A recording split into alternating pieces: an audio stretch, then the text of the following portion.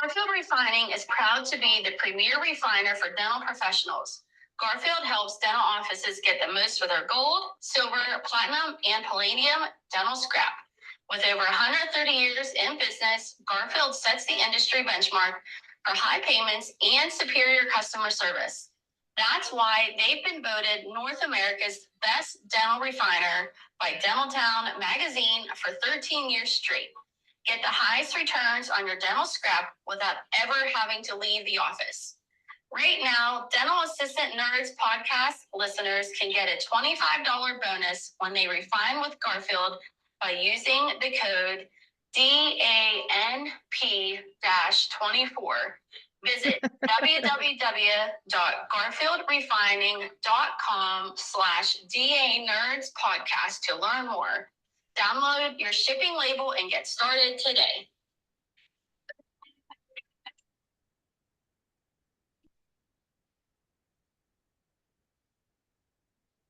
You're looking for affordable and reliable products to help grow your practice.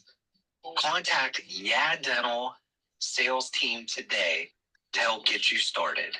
You can find them on the web at yaddental.com. That's YEAHDENTAL.com. You can also call them at 866-376-9324. Check out yaddental.com today to help with all your product needs in your office.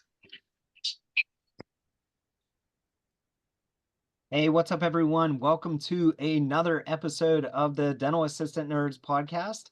I'm your co-host, John. Hey, everyone, it's Amanda. Thank you for listening. Yeah, thank you very much for listening. And we're very excited today. We have a special guest, so you don't have to listen to just Amanda and I chatter aimlessly. We actually have Brian, from Pivotal Solutions joining us today. Brian, welcome. Thank you. Thank you for having me. I appreciate you guys. Yeah, absolutely. We follow you. We love what you have going on.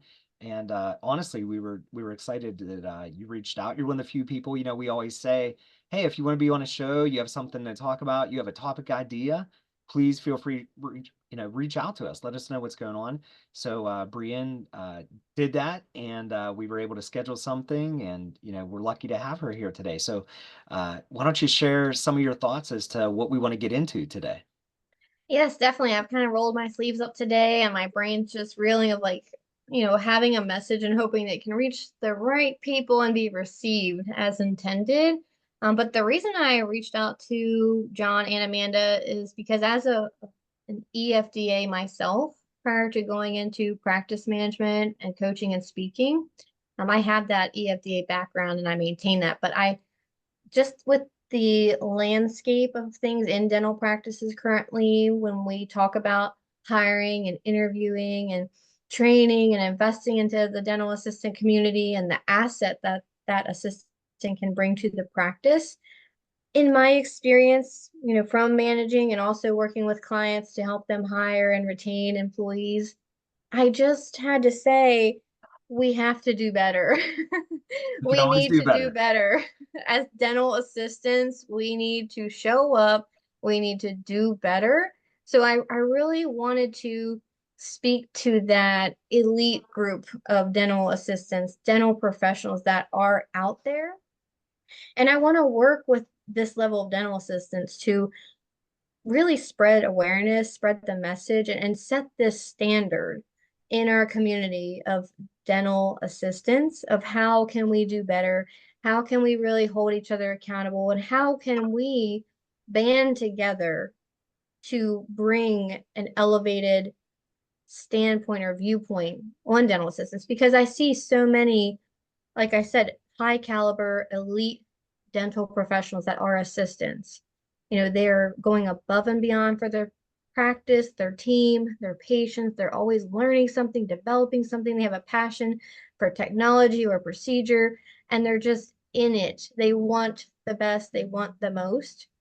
And then we have a pool of dental assistants that they might not really know the possibilities and what's out there, and they may not have that fire burning in them, or maybe they've had a bad experience because they weren't treated well, they weren't appreciated, no one invested into them to learn, and maybe they're not bothering with self-teaching themselves anything because they might think, well, doctors don't value me. So to wrap up that long story, I basically want to reach the whole world of dental assistants and say, what can we do together to elevate and reposition ourselves as a valuable member of the team? Because we all see it.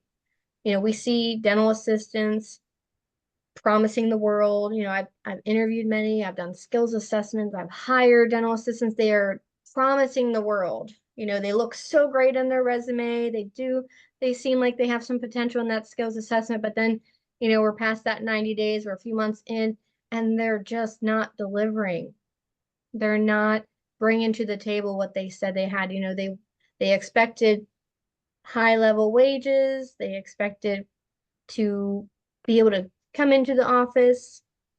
And I hate to say it, but I've experienced some very mediocre skill sets. And I was in an unfortunate situation a couple weeks ago where there was a dental assistant wanting highest level wages, $30 an hour to be exact, because they had 15 years of experience. Now, I'm not discrediting that.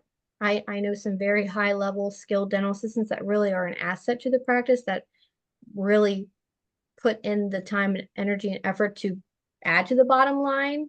They're not an expense, they're an asset. They're justifying the wages by, bringing their skills to the table. But I hate to say this and break the news to the dental assistants that, we care about, but I have to let them know the reality of behind the scenes. Like I have that assistant point of view, been there, done that. I have the management point of view, and now I have that coaching client employer point of view. So when I'm just blending all that together, I just want to share that with everyone who would maybe be listening to this. And that dental assistant was not delivering the skill set that we could pay the $30 an hour. And I hate to say it, but the hygienist and doctor, the language that they were using was, like, this person's a fraud.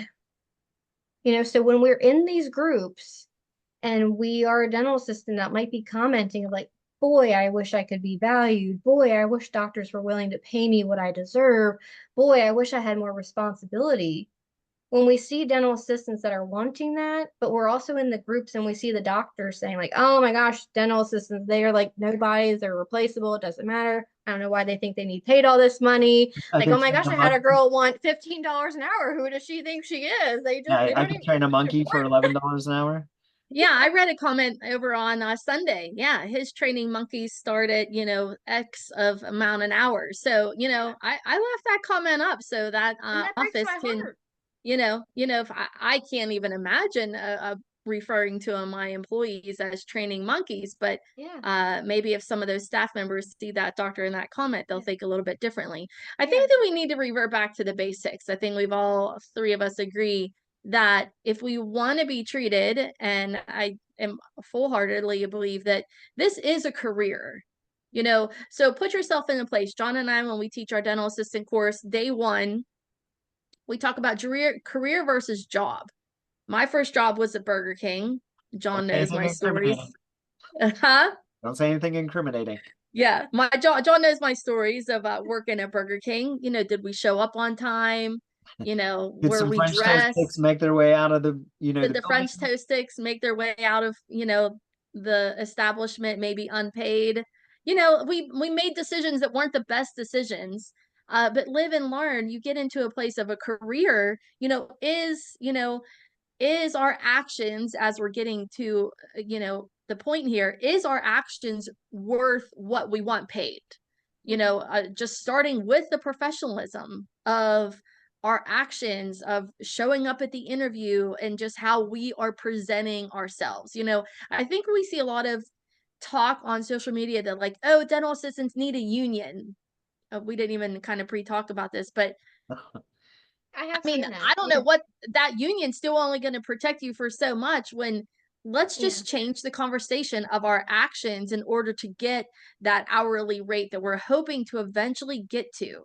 But we have to Yeah. start somewhere. We, you know, I'd we like don't, us to be humbled a little bit, yes, because when we see dental assistants that truly have the skill set to where they're earning 27, 28, $30 an hour, like what are they doing that the doctor sees the value in paying them that? You know, if you say that you want paid $28 an hour, but you can't set your patient up for the CBCT scan, or you can't walk into the room and pick up my CAD cam and scan for this, and I need, you know, we're really trying to get to where the patients are booked from start to finish with the dental assistant, and the doctor's coming in simply to do the dentist part of the appointment. That's where you're really adding value to the patient appointment and at yes, that high caliber level of wages. So it all comes down to being humble enough to have your skill set match the wages that you're asking for. And it also comes down to attitude.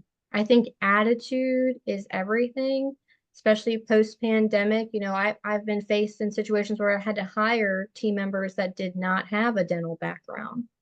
And pre-pandemic, I was thinking like job knowledge meant they knew dentistry inside and out. Like they had the knowledge required for the job. Like front office, let's say, we think, do they have the job knowledge? And we think dentistry, do they know what an MO is? Do they know the next step after the crown prep? But really their job knowledge is, do you understand production? Do you understand how to schedule effectively? Do you know how to get someone to schedule an appointment? Do you know how to book them to return? Like that's the job knowledge for them. We can teach anyone dentistry. So I'm trying to get across, we just need to have the right attitude, because if you're willing to show up, do the best, be the best, and learn and develop your skills, like that's priceless. That's amazing. And honestly, some of the best dental assistants I know started from the ground, like not knowing anything, because they were putting in the time, they were putting in the work, they were watching the YouTube videos on the weekend, they were going to the CE class and Tuesday after work, they were trying to work with their doctor to be invested in to get their x-ray license paid for and sent to the EFDA course. Like there is a whole world of dental assistants out there that are worth their weight in gold. And yeah, that's and what I want to see.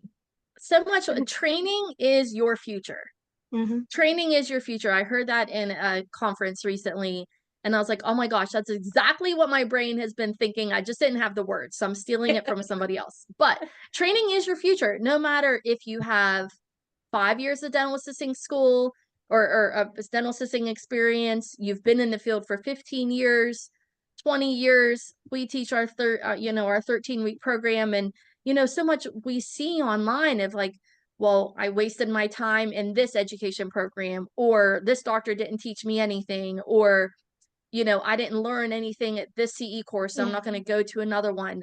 Listen, I dug a Dentistry Today magazine out of the doctor's garbage last week because I wanted to take it home. It was a Yeah. clean Yeah. garbage I bag. gotcha. No Oh. bloody biofat. No judgment. There No was judgment. nothing in there. Maybe I like would a have never donut on taken it. top.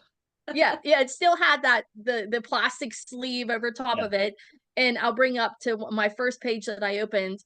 But the girl that does the front desk, she's like, "You're gonna take those?" I'm like, "Yeah, I want to read them. I want to read Yeah. them."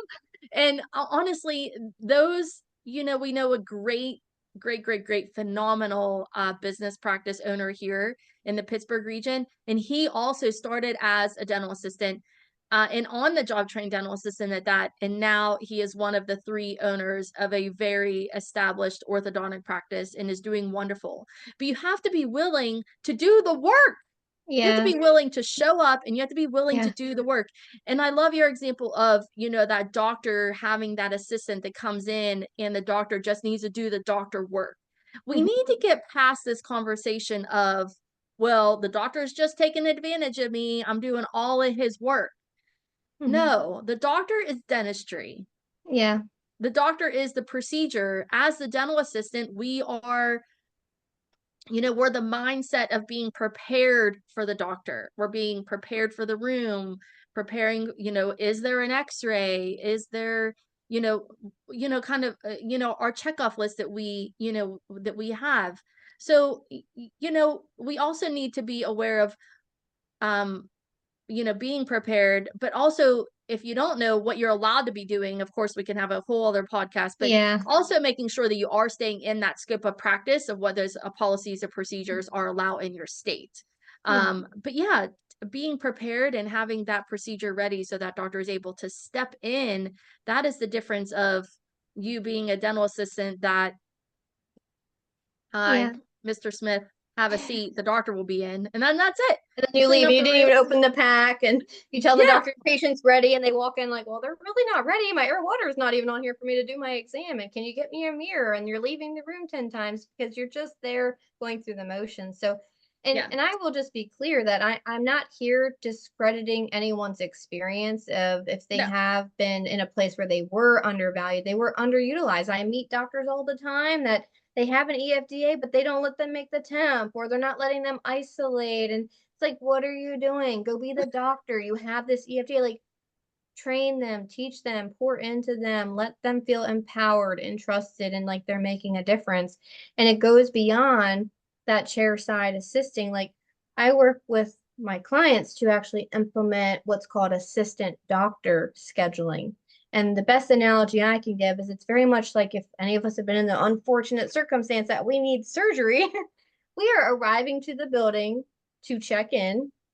We're seated by a nurse to do all the pre-op procedure work, paperwork, start an IV, get your gown on, all these things, walk you to the operating room, get you up on the table, make sure you're warm with your blanket. And the doctor's like scrubbing up, and they might have even just got there. And then boom, they walk in, they do the surgery, they rip their gown off, and they leave.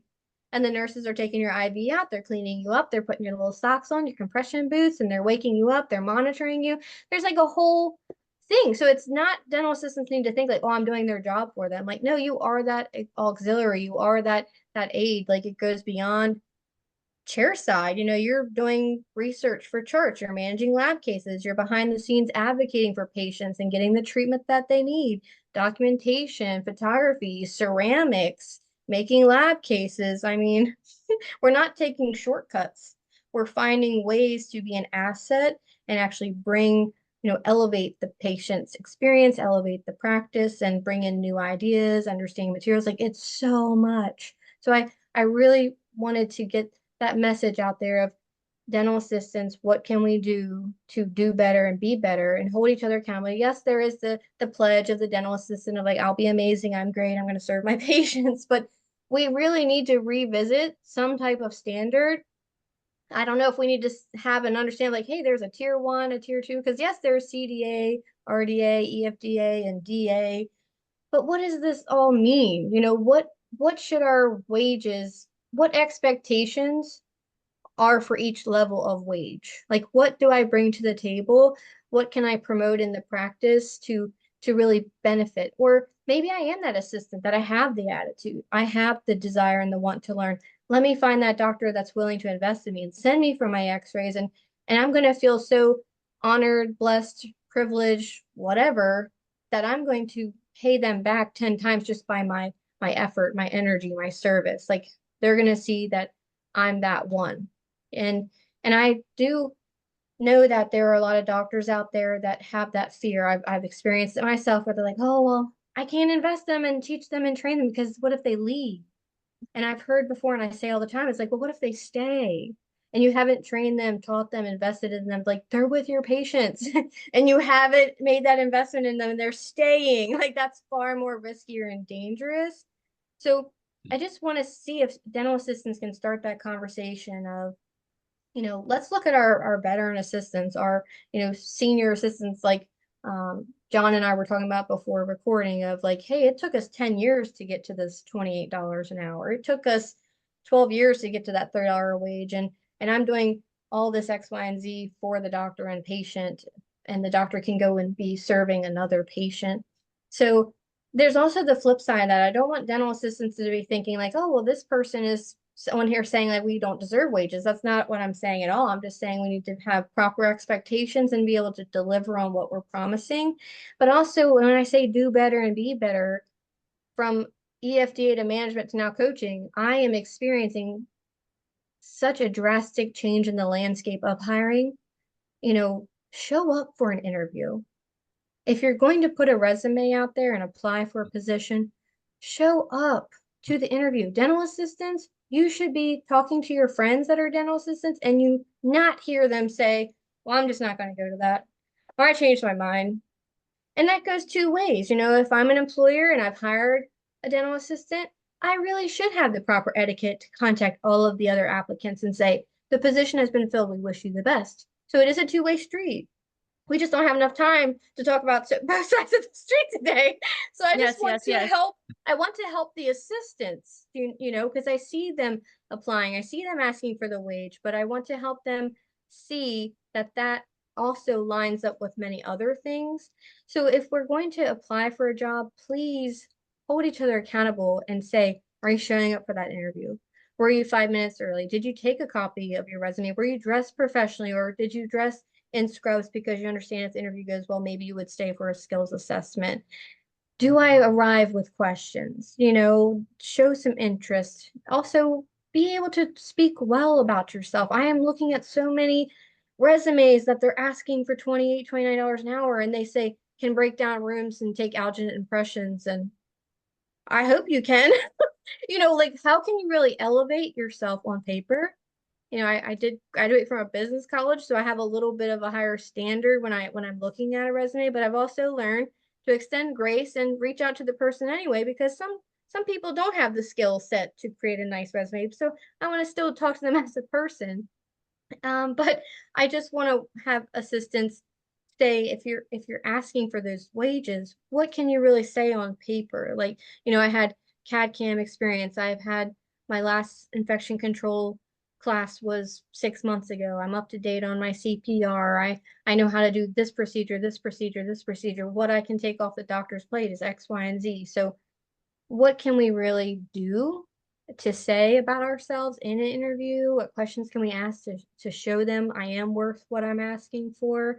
Because again, it really breaks my heart to see both sides, like doctors in groups saying, wow, they're crazy, they're nuts, why are they asking for this? And then the side of the dental assistants that are actually worth those wages, like struggling to gain the respect and whatnot from the employer. And not to get too much on the assistant side, because there's a little bit of that other side of the street that I will mention is the employers. If you're looking for a dental assistant, be prepared. Reach out to them, offer them the interview. Don't have them waiting 25 minutes to meet with the manager or the doctor, or kind of ghost them. Or maybe you're taking that step to do a skills assessment, or what some refer to as a working interview. Yes, they do need paid.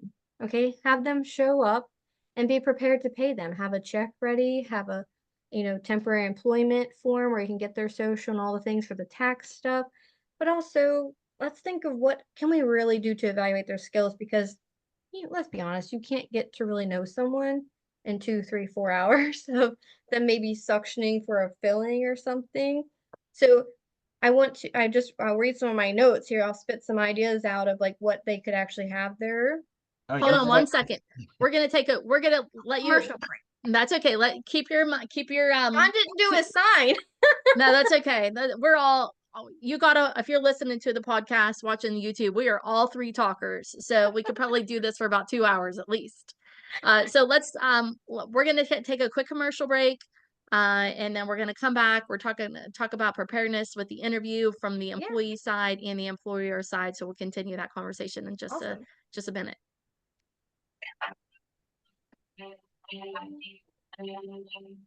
Did you know that Alta scrubs give a fit? Scrubs that measure up with modern styles, full-way comfort stretch, feather soft material, medical tough, and of course, lightweight. Go to shopaltabrand.com today. And of course, don't forget to use your discount code DANP10, courtesy of your friends, the Dental Assistant Nerds Podcast.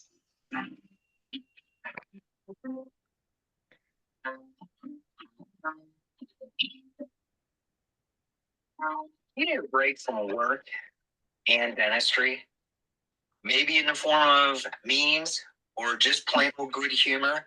Well, check out Dental Comedy Hour You can find them on Facebook, Instagram, TikTok, and YouTube.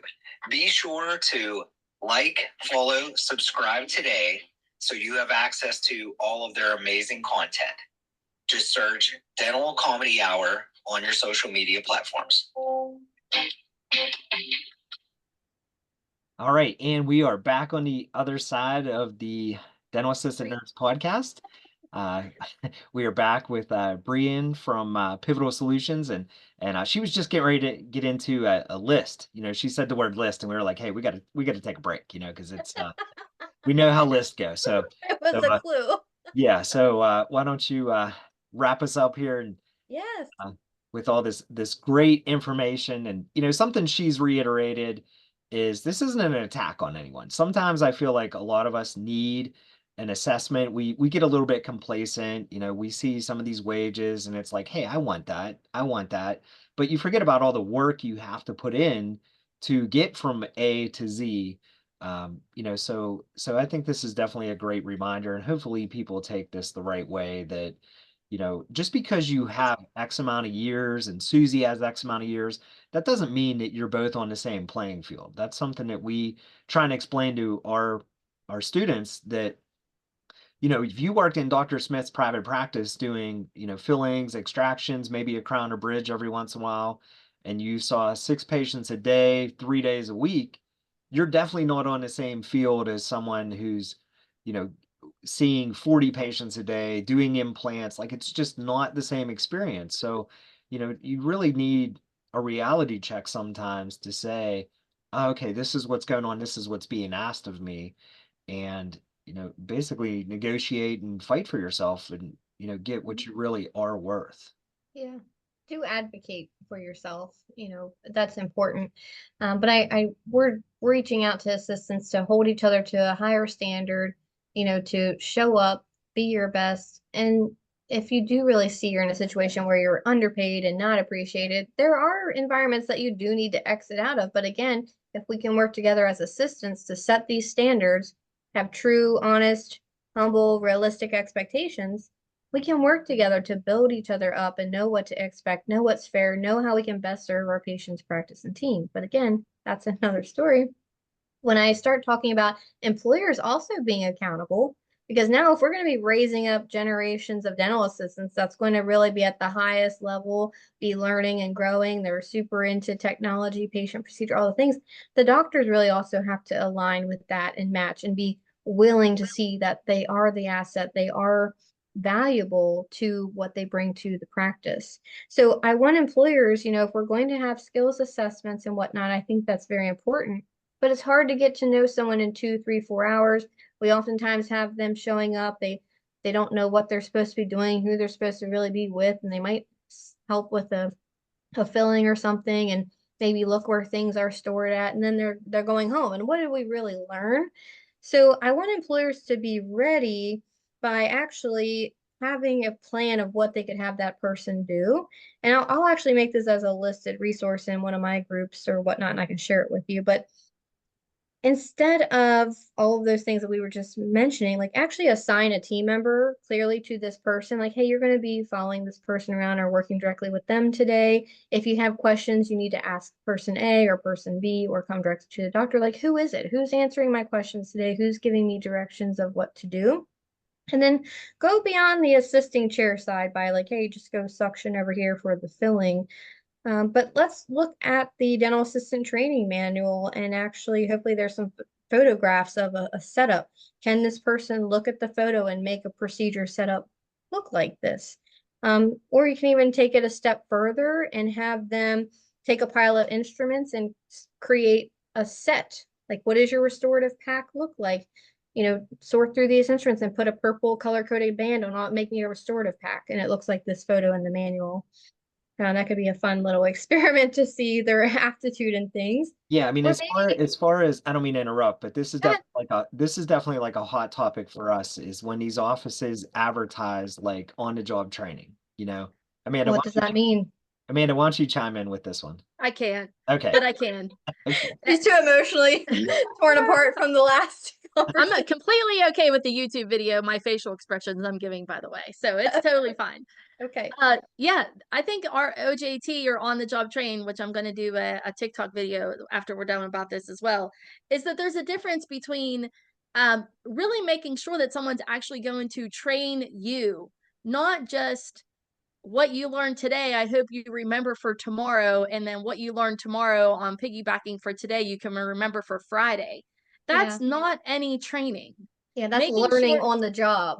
that's not yeah, I'm writing that down. Yeah, Learning on the job, not training on the job. LOJ. Oh my god. If that can sound cool, LOJ. Are you yeah, Yes. yeah. I mean, LOJ? we've talked to assistants who've Yes. had on the job training, and I'm always like, hey, what does that look like?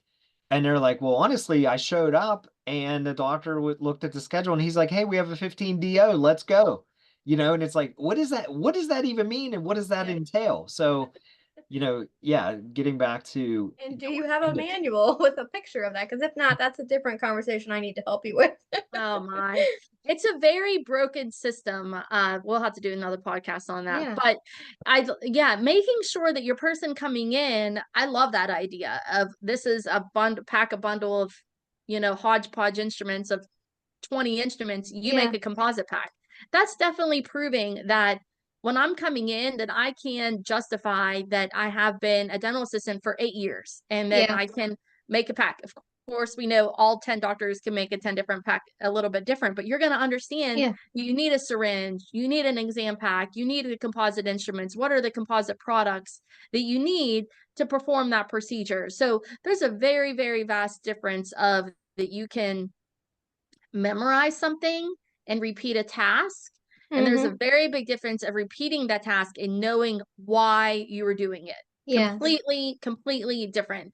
If you are the dental assistant that knows why you're doing it, then I feel, and Brianna, if you want to agree, that's the difference between the value that you're bringing to the practice. Yeah. And so get that dentistry magazine out of the garbage and take it home and read it because you're going to learn something different. Exactly. Be that nerd. And I will say there is a big difference too in saying that you've worked 8 years in a practice and showing, and then you show up and you can't do things like that. So I was going to say for some of the listeners that are thinking like, that doesn't happen or there's no way. And I'm like kind of blowing their mind right now. Like you would be surprised.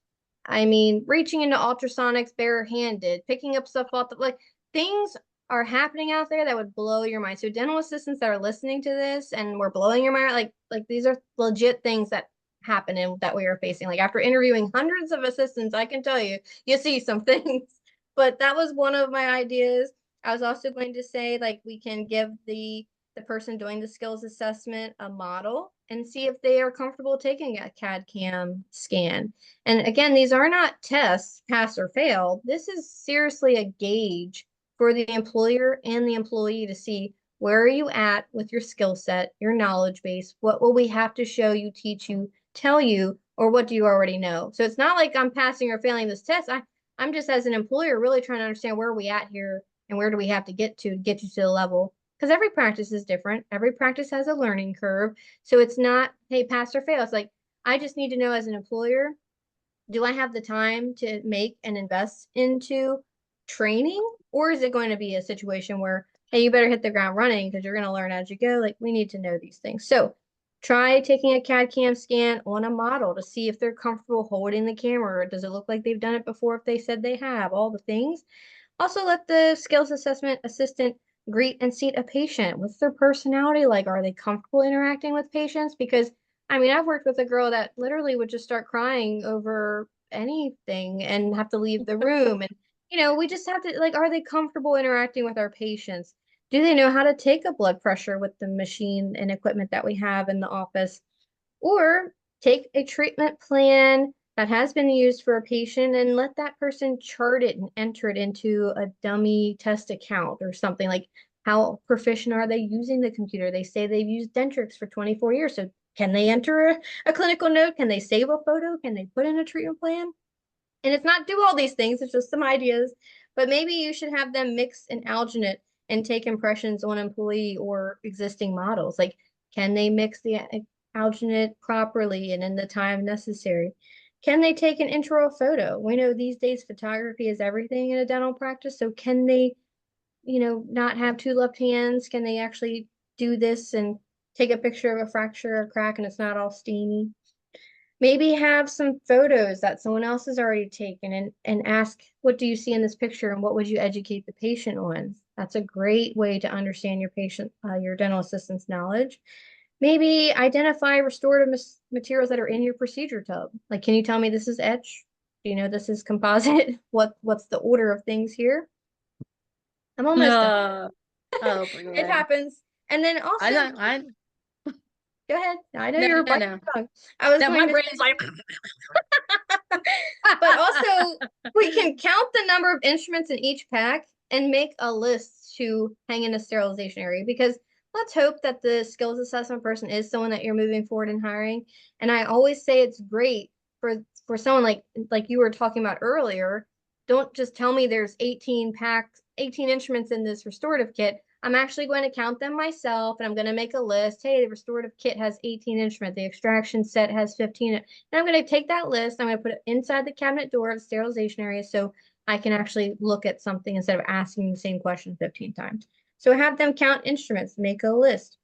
Watch them wipe down a room. We're going to have our patient dismissed. Like, go at it. Can you? And like, oh my gosh, they're pushing their glasses up on their nose with their bloody finger. Like, I just saw that 2 days ago and I'm just like, okay, we need to maybe clean your glasses and change your gloves, but it happens. And then also maybe performing a maintenance task like changing a filter, or ask them to look around your office and say, what are some of the things here that you see require maintenance, like cleaning the autoclave, oiling your handpiece, emptying out the lint trap of the dryer. Simple things. Changing a burr on the Cerac machine. Let me show you how to do this. Can you do it too? Tell me what does not go in the ultrasonic. When was your last training on infection control? Those are good questions. So as you can tell, I can make such a long list, but I'm hoping between the dental assistant and the employer, you can come up with actually a healthy list of things to have them experience. And I would encourage the dental assistants, if you're the one showing up for the skills assessment, not only going to show up, dressed professionally and well prepared and understanding PPE and all the things, if you have some of these things listed and you show up to a practice and they're kind of like also in survival mode and don't know what to do with you, if you show it up and you say, well, how about you have me do these 5 things today, and when you don't have some, they're probably going to be pretty impressed, like, yes, wow, yes, please do show us that you can take a CAD CAM scan, or yeah, would you go please do X, Y, and Z. And if you can also ask that question, like, who do I report to today, who's answering my questions, that's going to show about your personality and your drive too. So again, like you're saying, we could talk for 5 days about all of the moving parts of healthy relationship as an assistant in a practice and all of the wage aspects. But I'm hopeful that there's some takeaways from our conversation today, that some assistants out there are going to take some initiative to say, okay, how can we do better, be better, create that respect, set those boundaries, and let employers know that these expectations are realistic and fair, and we deserve a place here too, So what can we do to work together and do that? And please, I know you might be experiencing employers that aren't reaching out to you or telling you if the positions are filled and things, but it can't be an eye for an eye situation. Be that professional, be that assistant, go to the interview or politely decline. But I just want us to work together. How can we do better? And how can we really elevate one another? That was really my mission today, of getting the juices flowing of like these high elite, high caliber dental assistants. What can we do to get to the younger generations of assistants and say, hey, I know you're out there seeing all the shiny objects and the $30 wages and the $25 wages, and someone's offering you 12 or $15 an hour and you don't understand it. Hey, this is what's realistic. This is what you could say and do and show. And hey, sure, move on from them, because they're not the type of doctor that appreciates and sees the value of assistance. So I just would like to see all of us work together and build one another up, is the moral of the story. Yeah, The yeah, long perfect. story. That's okay. We love long stories. And yeah, the perfect if you think to yourself, if, just take a true hard look. Are you really performing up to your ability? Are you really bringing the value to the practice according to the wage that maybe you're asking for, or that you're already making and you promised you could do X, Y, and Z, and you're not really doing X, Y, and Z, you're just doing X? So step up to the plate. It is okay to be different. It is okay to step out of the comfort zone of maybe everybody else in your practice is doing, one task, or, not doing the task, and you're just following, the sheep, you're following the herd. It is okay to, what we like to say at the end of our podcast, of standing tall and standing out, and being different. Continue to keep your mind open and the value of your training open. Continue to educate yourself. I'm sure this will transpire into multiple different podcasts in the future. And thank you for listening. Yes, thank you, everyone. Yeah, so Brian, if someone wanted to get in touch with you, how do they find you? So I can easily be found on Facebook on my business page, Pivotal Solutions, and it's spelled the PIVOTAL, Pivotal Solutions. And join me on Facebook, follow me. I'm always trying to share valuable content, tips and tricks, and funny jokes, of course, too. We have to have some fun. And I do have a Facebook group for those that are actively in a dental office looking for resources and camaraderie, and that is dentistry's treatment planning and presentations. I'm very active in that group, and I invite your listeners to definitely join and meet me there. All right, great. Well, thank you so much. We appreciate all the insight today and, that reminder that some of us need. So for those of you who are looking for more topics, feel free to follow us on the other social media platforms. You can find us on YouTube, TikTok, Instagram, Facebook. If you're a little bit older, that seems to be where all the older people are hanging out. But of Hey. course, I know we're old too. no, it's not an attack. It's just, I know. it's something we notice, like we have a hard time getting our students to sign up for Facebook because that's where I'm we put sure. the majority Yeah. of our That's where information. my mom and my grandma are hanging out at. Well, Yeah. Yeah. But, as always, we do appreciate all of our listeners who are able to, help us out in any way, sharing information. So if you have an idea for a topic, maybe you want to be a guest on the Dental Assistant Nerds podcast, of course, feel free to uh, reach out to us. You can find us on those platforms under Cornerstone Dental Assistant Academy or Dental Assistant Nerds podcast. So we do appreciate your support, and we will catch you at the next podcast.